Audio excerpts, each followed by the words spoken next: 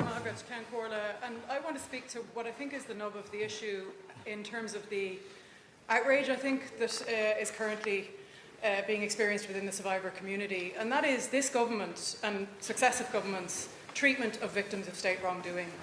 Because what you need to display is compassion, humility, understanding, and that is just not coming through, and it hasn't come through in terms of the survivors of industrial schools, Magdalene Laundry's mother and baby homes, symphysiotomy. I mean, the list goes on.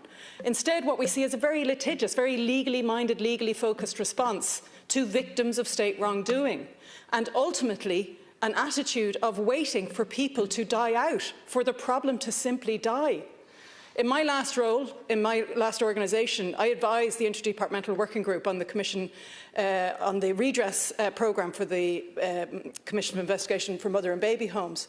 And that was one of my main messages within that forum, was that there was too much dominance of legal thinking and too little humility and compassion. In that exercise, I listened to survivors of mother and baby homes, and I was also struck by how many of them have shaped their lives around their experiences. These are people who have gone and got qualifications in human rights so that they can argue their case. They have fought for decades for justice, to be seen, to be heard, and essentially will die, many of them, before they ever see it. So this, for me, is just another demonstration, another display of this government's failure to grasp that concept, that when we as a state have so brutally failed a group of people, that we must go in utter humility.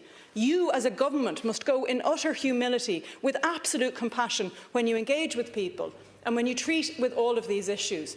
And building, concreting over the site of a mother and baby home is just so far from that, that it really is horrific. Thank you, Deputy. Deputy John.